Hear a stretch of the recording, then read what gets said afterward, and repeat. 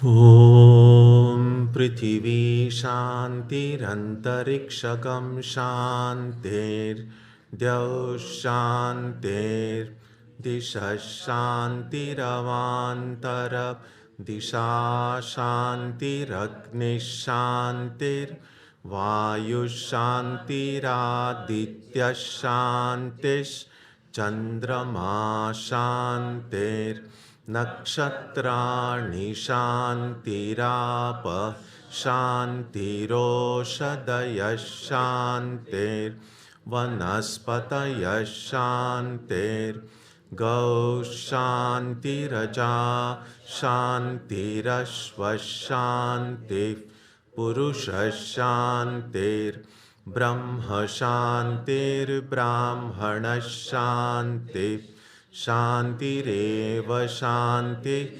Shantirame Astu Shantihi. May there be peace on earth and in the sky. May there be peace in the water and in all directions. May there be peace in the plants, in the trees, and in animals.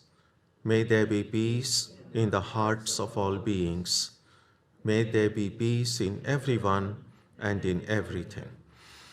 Sarvetra sukhinas santu, sarve santu niramayaha, sarve bhadrani pashyantu, ma kaschid dukkha bhag bhavet, sarvastaratu durgani, sarvo bhadrani pashyatu, Sarvas sadbuddhimapnotu, sarvas sarvatra nandatu. May all be happy and healthy. May all see what is good, and may no one experience misery. May all overcome their obstacles and acquire good tendencies. May people everywhere find joy and fulfillment.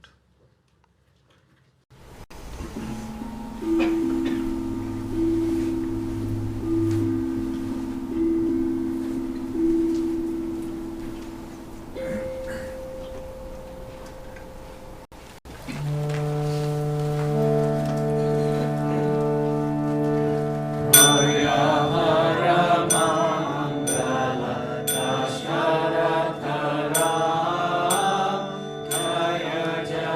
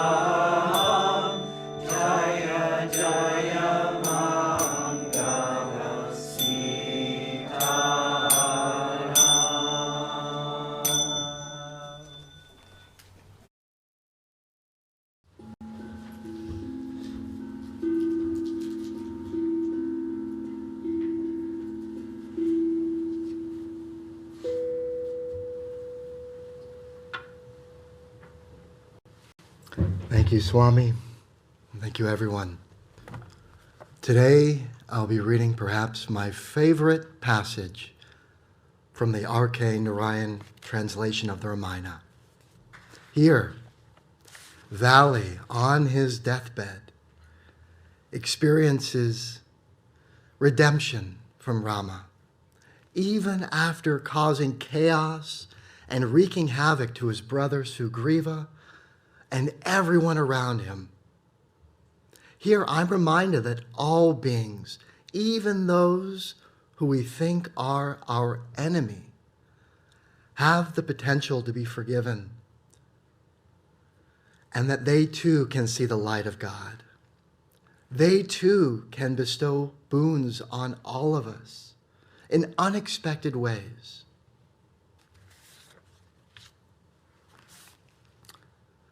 Rama softly came out of his hiding, approached the dying Vali, and said with the utmost calmness, "When you disappeared into the subterranean world pursuing Mayavi, your brother waited in anxiety for a very long time, and then on a sudden resolve started to follow your path into the tunnel, since he feared that you might need help. But he was held back by the army chiefs and advisors in your court, who pressed him to rule as a trustee for the time being.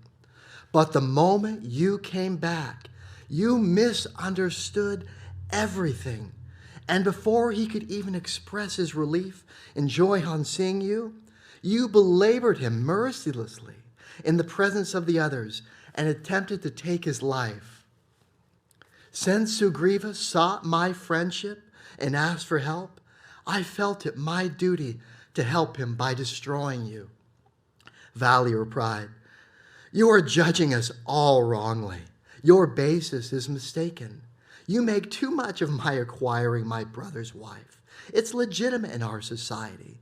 Although my brother was an enemy, I wanted to protect and help his wife when he was gone. I could not leave her to her fate. It is my primary duty to help the weak and destroy evil wherever I see it. Whether known or unknown, I help those that seek my help." Vali replied, "Marriage and all its restraints on the relationship of men and women are of your human society and not known to us. Brahma had decreed for us absolute freedom in our sexual pursuits, habits, and life. In our society, there is no such thing as wedlock. We are not a human society. We are monkeys, and your laws and ethical codes are not applicable to us." "I'm not misled either by your explanation or appearance of being a monkey," Rama said. "I am aware that you are begotten by the chief of gods. You possess enough intelligence to know right from wrong and to argue your case even at this stage. You are fully aware of your eternal verities. You have erred and know it, and how can you now say that you are innocent?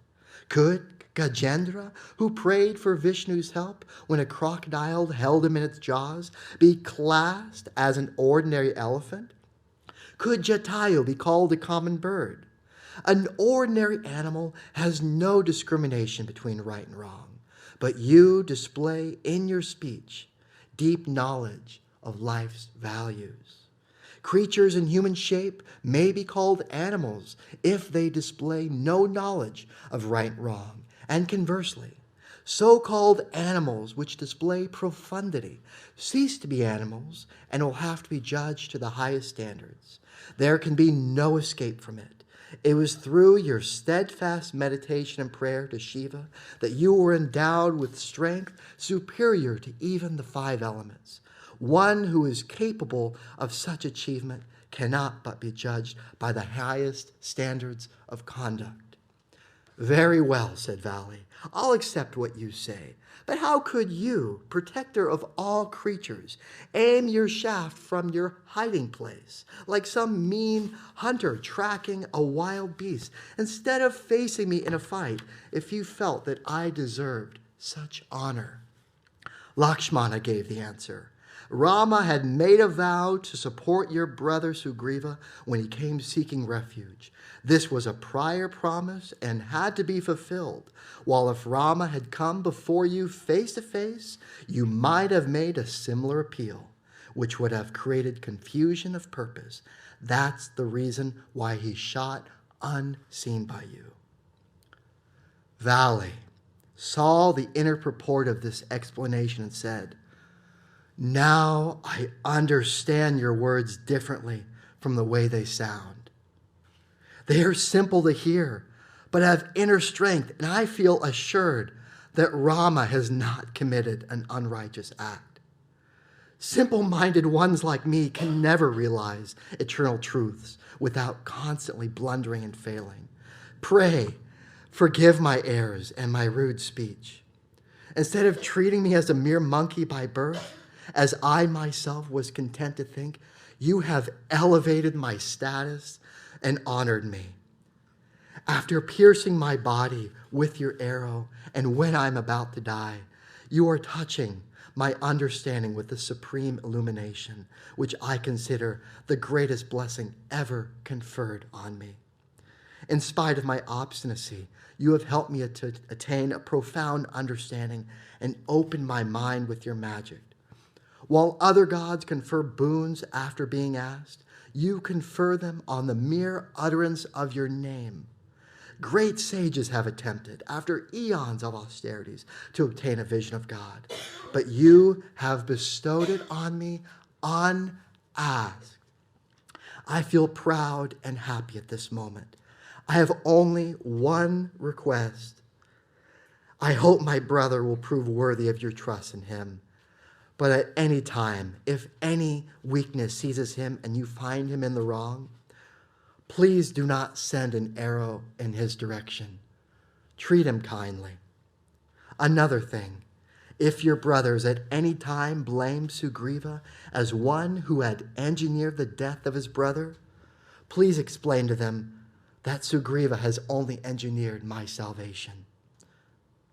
One more favor. I have not been blessed with a chance to pluck that arch-fiend Ravana with the tip of my tail and place him before you. But here is Hanuman, who will do it at your command, and also obey you in all manners. Let him serve you. Sugriva and he will be your invaluable allies. Then he turned to Sugriva. Don't sorrow for my death. He who has struck me is none other than the great God himself. And I realized I am privileged at this moment. You will always have the glory of being at his side, and please serve him well. Then Vali formally handed Sugriva over to Rama as his choice for succession and advised him on how to rule.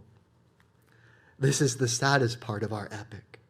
The lamentations of Tara and Angada, Vali's wife and son, as they came down carrying the dead body of the mighty Vali, make one's heart grow heavy. But all stories must have a happy ending. Though Tara clung to the inner lifeless Vali's physical frame, his essential spirit soared to the highest heavens and found a place there, because the great God himself had released his soul. On the command of Rama, arrangements were begun for the coronation of Sugriva, and Angada was made the Yuvaraja, or second in command.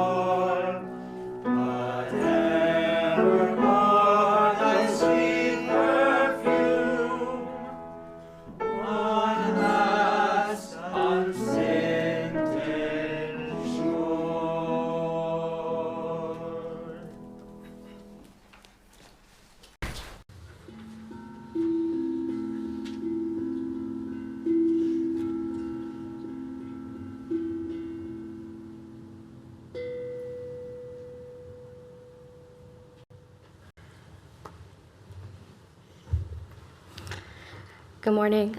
I'm reading from Inspired Talks by Swami Vivekananda.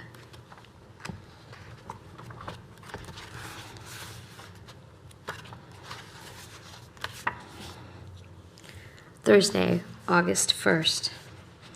The real Guru is the one through whom we have our spiritual descent.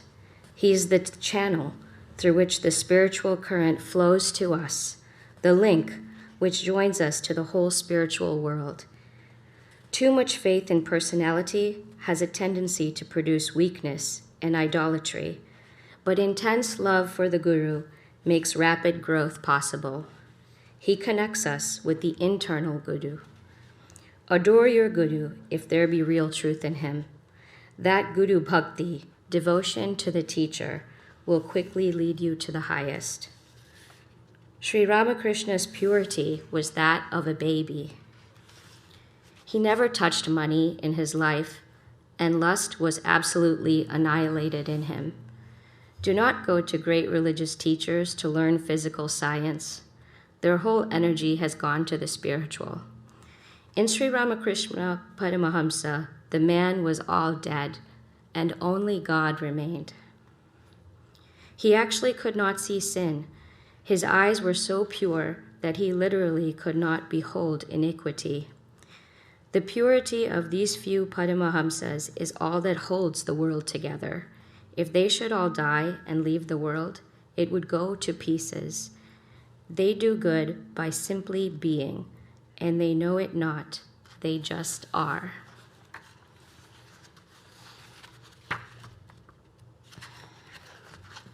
August 3rd. There was once a Hindu queen who so much desired that all her children should attain freedom in this life, that she herself took all the care of them, and as she rocked them to sleep, she sang always the one song to them, Tattvamasi, Tattvamasi, that thou art, that thou art. 3 of them became sannyasins, but the 4th was taken away to be brought up elsewhere to become a king. As he was leaving home, his mother gave him a piece of paper, which he was to read when he grew to manhood. On that piece of paper was written, God alone is true, all else is false. The soul never kills or is killed. Live alone in the company of holy ones. When the young prince read this, he too at once renounced the world and became a sannyasin. Give up, renounce the world. Now we are like dogs that have strayed into a kitchen, eating a piece of meat and looking round in fear, lest at any moment someone may come and drive them out. Instead of that, be a king and know you own the world. This never comes up until you give up the world, and it ceases to bind. Give up mentally if you cannot physically. Give up from your heart of hearts. Have vairagya, renunciation. This is the real sacrifice, and without it, it is impossible to attain spirituality. Do not desire, for what you desire you get, and with it comes terrible bondage. It is nothing but bringing noses upon us, as it was in the case of the man who had 3 boons to ask. We never get freedom until we are satisfied with the self. Self is the savior of self, none else. Learn to feel yourself in other bodies, to know that we are all one. Throw all other nonsense to the winds.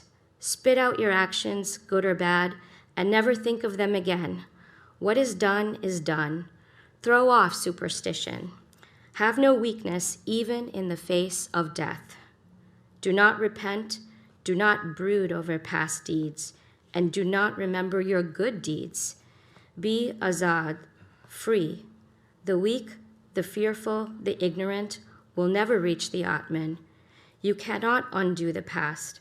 The effect must come. Face it, but be careful never to do the same thing again. Give up the burden of all deeds to the Lord. Give up all, both good and bad. Do not keep the good and give only the bad. God helps those who do not help themselves. Drinking the cup of desire, the world becomes mad, as day and night never come together. So desire and the Lord can never come together. Give up desire. There is a vast difference between saying food, food, and eating it, between saying water, water, and drinking it. So by merely repeating God, God, we cannot hope to attain realization. We must strive and practice. Only when a wave falls back into the sea can it become unlimited. Never can it be so as a wave. Then after it has become the sea, it can become a wave again, and as big a one as it pleases. Break your identification with the wave and know that you are free. True philosophy is the systematizing of certain perceptions. Intellect ends where religion begins. Inspiration is much higher than reason, but it must not contradict it. Reason is the rough tool to do the hard work. Inspiration is the bright light which shows us all truth. The will to do a thing is not necessarily inspiration. Progression in Maya is a circle that brings you back to the starting point, with the difference that you start ignorant and come to the end with knowledge.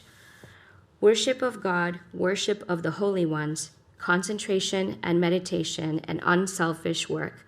These are the ways of breaking away from Maya's net.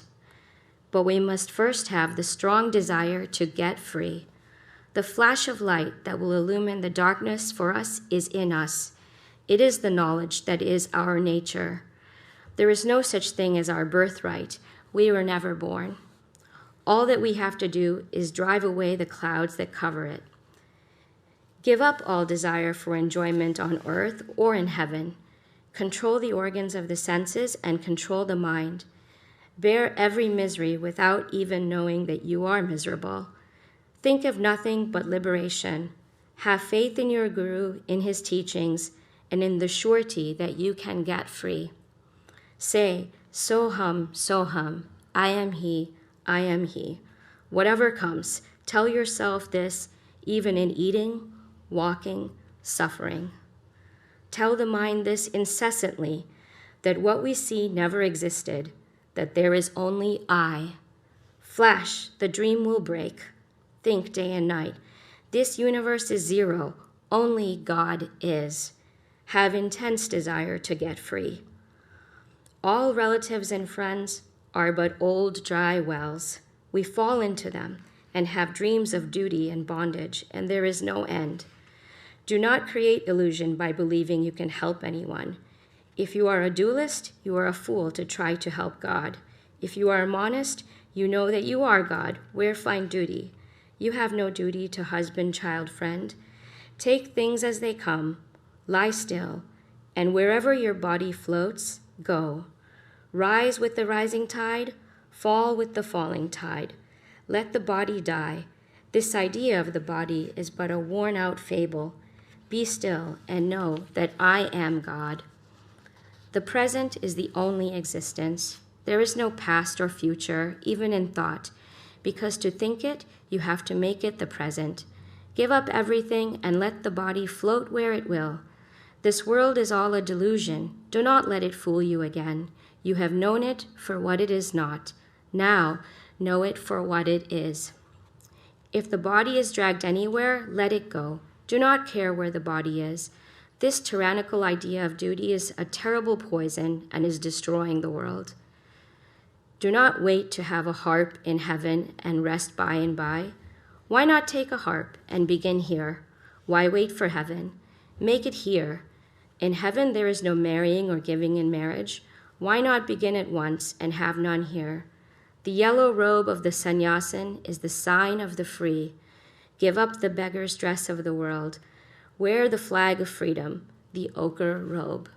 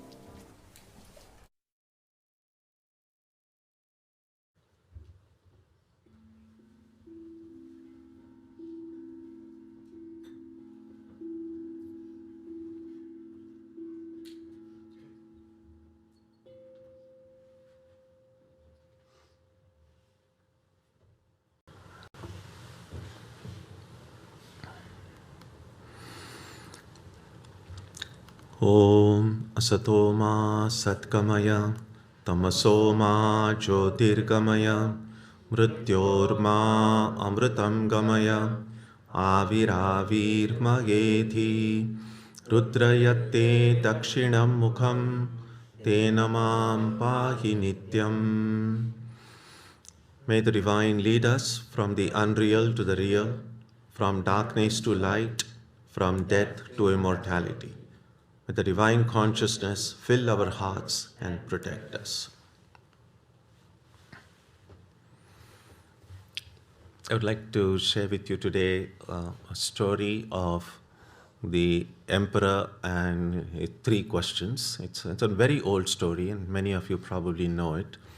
But the beauty of this story is that no matter how much we know it already, every time we remember it, it has a lot to teach us and remind us of the things that are important in life.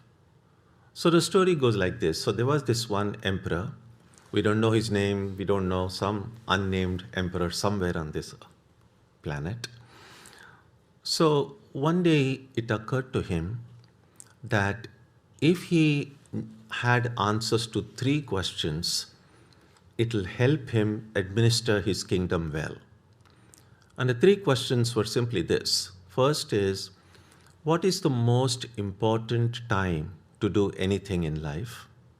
The second question was, which are the most important people to work with? And a third question was, which is the most important thing to do in life? So the most important, the best time to do anything, the most important people to work with, and the most important thing to do. And to get ideas, so one way to solicit opinion about it is to then announce, and he was the emperor, so he announced in the kingdom, whoever can answer these questions and whichever answers are the best will be rewarded. And so people from all over came because they thought they had answers, and they, of course, were expecting that they would be rewarded for it. As to the first question, which is the most important time to do anything in life, some people suggested that the best way to think about time, and it's good to have a fixed routine. Make a schedule, stick to your routine, then you will be able to use the time well. That would be for each task to assign the best time to do it. Some others said that, well, there are so many unknowns and uncertainties in life, so it's better to be prepared for everything and then have a good set of advisors nearby. Some others said that best is to have a competent council of ministers around, and then they would be able to then tell you the best time to do any specific activities related to that kingdom. And so a range of opinions came on that first question. About the second question, they said that some people said that the best people to work with is have a strong army. Your military people will be the best people for a king to work with. Some others said, no, what you need are religious people. Get their counsel because they will be able to guide you better. And then some others said, no, there are people who know the statecraft, the bureaucracy, have a good, efficient bureaucracy, and they are the people which will be helpful to you. Again, a range of opinions. About the third question also, there was a range of opinion about which is the best time. No, what was the third thing? Best thing to do, yes. The best thing to do was clearly, again, some people said for the kingdom, just make it strong, military strength. And some people said, no, encourage arts and education. Again, a range of opinions about what the king should do. And as it turned out, that none of these answers fully satisfied the emperor. It just didn't resonate with him. And so he spent several more days ahead in deep reflection. And then finally someone brought to his attention that just on the outskirts of that capital of that kingdom, there was this one big saint who lived on the top of a mountain. And he was a recluse, he wouldn't meet with anybody, and never came down from the mountain. And the only people he would sometimes meet with are very poor people. He had nothing to do with people in power or people with wealth. And so this king thought, that person is said to be a very wise person. So I will go and try to meet him. So he goes there. And then, of course, because the saint wouldn't meet and even an emperor would go, the saint wouldn't meet him. So the emperor then disguised himself as a poor farmer, asked all his attendants to wait near at the foot of the hill, and walked up that hill, that steep slope, by himself. And so he wasn't accustomed to so much hardship, but he wanted answers to the questions, so he went up on top of the hill. And he was very exhausted by the time he went there. And there, near the small little cabin, a cottage that this saint had, he found that this very elderly saint, he was working in the garden. He was digging in a flower bed and doing some digging work.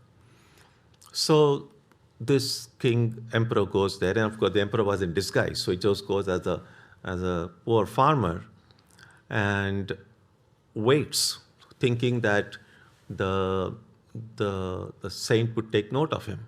The saint did see him and then kind of greeted him, and then the farmer said, "I've heard a lot about you, and I've come, these are the 3 questions I have.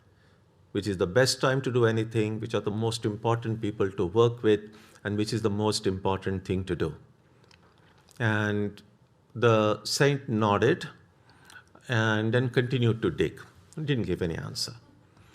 And then the emperor thought, well, maybe after some time, after he's finished this particular work, I might get an answer. But an hour passed, no answer. And the emperor could see that the saint was such an elderly person, he was getting exhausted. So finally, he told that saint, he said, why don't you take a little rest now, so that I can give you a hand. So the saint was very thankful. He said, thank you. He handed over that spade to him. And then the emperor started digging in the garden. And that went on. He did it for a couple of rows. He did for maybe another half an hour or so. And then the emperor paused and once again reminded the saint that I've come up because I need answers to these 3 questions. And the saint looked at him and said, I think you are a little tired now, so why don't you take rest and I can get back to doing the garden work. Of course, the emperor said, no, I will continue. So the emperor worked in the garden for another hour or so, and by which time the sun had almost begun to come down. It had been a long day. And so once again, after doing some more work, the emperor once again told the saint, because by this time the emperor was losing hope. I don't think any answers are going to come. And it was getting late, so he thought if there are no answers coming, I'd better head back home. So he told the saint, these are the 3 questions. And once again he told him what the questions were. And he would you be able to guide me about this? Otherwise, I'd better start back. It's getting late. And just as he was saying that, they heard a sound. And then this saint looked in a distance and they saw one person with a long, big beard was running towards them and seemed to be in pain. And so they said, who is there? What's happening? So this person who came from a distance, he came and just fell just near the emperor. And then when they examined him, they found he had been attacked. So there was this big knife, there was some wound and he was bleeding from his thing. And of course, immediately the emperor then tried to remove his coat and then saw the blood, actually took out his own shirt and drenched it, tried to stop the flow of blood. but it was very, very serious gash on his abdomen, and so the cloth that was tied around him became drenched. Again, he rinsed it, again put it there, and finally, after some effort, found that the flow of blood was stopped. And then this poor man who was wounded, he then said, "Could I have some little water?" So the emperor ran inside the cottage, got him a glass of water. And so this man was very grateful. And then finally, with the help of the saint and the emperor, they lifted this wounded man, brought him inside the cottage, and lay him on that saint's bed. And by this time, it had become completely dark, and everyone was exhausted. And so the emperor there, just sat by the door and just fell asleep. He was so exhausted. And then, after a few hours, when he opened his eyes, he saw it was already morning. So he had just slept through the night. And then, in the beginning, he just couldn't place, like, where am I? And then he suddenly remembered how he came there. And then he saw that wounded man who was lying on the bed. He had also gotten up, and he was also a little confused. And then he saw in that light, and then he was able to recognize the disguise probably wasn't that great. So the wounded man, he saw the emperor, and then he told the emperor that, "You must forgive me. I seek your forgiveness." And the emperor said, "What? I don't understand. Why do I need to forgive you?" And then that wounded man told him, he said, "You don't know me, but I know you. I know that I know you are the emperor." And he said, "I actually came here to seek vengeance." He said, "In the last war, you killed my brother and you confiscated my property. And I was determined to take vengeance. In fact, I decided to kill you. And when I came to know that you were going to come up this hill to meet the saint, I was waiting below on a halfway mark so that on your way down, I would kill you. But I came to take your life, and you are the one who saved my life. I feel so ashamed of myself, so I seek your forgiveness." And the king also, the emperor, was just such an unexpected turn of events. This wounded man told him, he said, "I'm so grateful to you that you saved my life, that I promise to serve you for the rest of my life. And I'll ask my family and children as well to serve you, because you have given us a new life." And the king, of course, was happy that suddenly what was a potential enemy had become a friend. He then called his attendants and said, "Take this person back to his home, promise to him that all your property will be returned, and ask the attendants to take good care of him." And then he goes back to the saint, and then to take leave of him, and then gives one last try. Once again tells him the 3 questions. And I said, "Well, I came yesterday for these 3 questions. Is there any chance you might answer them?" And then the saint looks at him and says, "Your questions have already been answered." "And how come?" And then the saint explains to him. He said, "When you came yesterday to meet me, that time, the best time to do anything was the time you spent with me.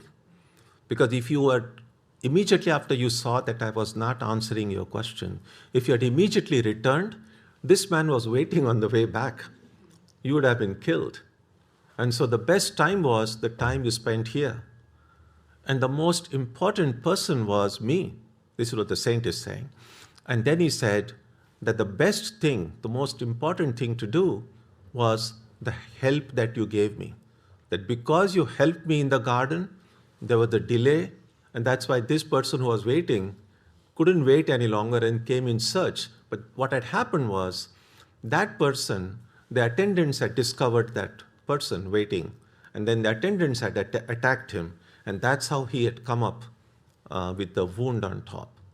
And so the saint said those are the answers, that the best time was the time you spent with me, the most important person was me, and the most important thing you did was helping me in the garden. And then he said, afterwards, when this person showed up, that time, the best time you spent with him was the time that you took care of him, trying to save his life. Because if you had not saved his life, he would have died. And then you would never have known that this person had actually, a potential enemy was turned into a friend. And so that was the best time you spent was taking care of him. The most important person then was that wounded person. And the best thing to do was to then help him. And then the saint explained that the most important time to do anything is now. That's the only time we have. The most important person before us is the person we are with, the person who is immediately before us. And the most important thing for any of us is to bring happiness or try to help those who are around us. The reason the most important time is now, because everything is so uncertain. Now may be the only time we have. Every day could potentially be the last day of our life. If we begin every day telling ourselves, this could be the last day of my life, one day we are going to be right. We don't want to be right so soon. But the beauty of that is, if we can just ask ourselves, given a choice, how do I want the last day of my life to be? Hardly any of us are given that choice. But suppose a choice was given, how would I choose, what kind of a day I would choose to be the last day of my life? And I would imagine that most of us would say, the last day of my life, I want to be peaceful. I don't want to fight with anyone. I don't want to hurt anyone. If possible, I want to bring till the last moment happiness and receive happiness and give happiness. That's all that I want. And since we don't know which is the last day of my life, and any day could be potentially the last day of my life, isn't that what we should do? And that's what the saint meant when he said that the most important time is now, or even this whole day we can't be certain of. The most important person is the person right in front of us, the one we are dealing with at any given point in life. Again, because life is so uncertain, every person we meet, every person we are dealing with could potentially be the last person in our life we will be seeing. And so the best way is to deal with everyone with respect, with kindness, with love, because that's the way real life grows. That's the most important thing to do. And the most important thing to do, of course, is to bring happiness, to bring joy. And we can bring happiness and joy to others only if we first discover that happiness and joy in our own heart. And so these things, it's so simple, so practical. Even if we don't study any abstract philosophy or try to theologize about all these things, some simple things like this, if we are able to keep in mind, we will see all the essential qualities necessary to progress in spiritual life will come to us. We don't need big books on philosophy for this. This really, if we think about it, it's just common sense really. But these are the kind of things we get to learn and grow. And that's the story I wanted to share with you. Om Jananim Saradam Devim Ramakrishnam Jagadgurum Padapadme Tayo Shritva Pranamami Muhurmuhu.